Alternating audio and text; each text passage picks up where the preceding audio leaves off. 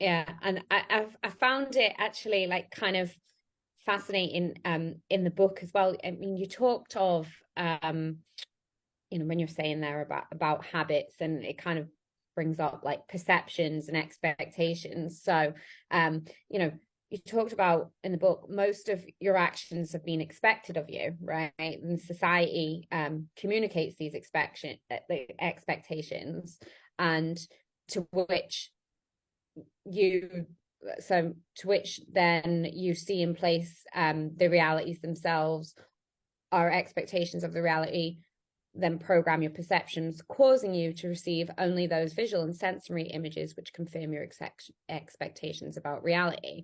And so it kind of, just as you were talking there, it leads me to kind of ask about that, right? So I was reading this book around, your perception of the events in your life, like, so the happiness equation it was talking about, and it says, your perception of your events in your life, like happiness is equal to that perception minus your expectations on how life should be.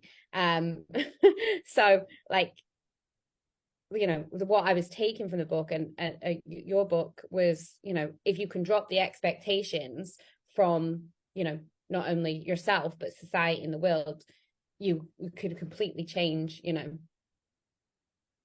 your happiness levels. And where do you stand on that, like with perception versus expectation and happiness? I think it's a very powerful tool to start a life over, you know, Mm-hmm. to be able to say, I'm unhappy because I'm not getting this. I'm unhappy because that never happened. I'm unhappy because I've worked so hard and where's the payoff? And I'm unhappy.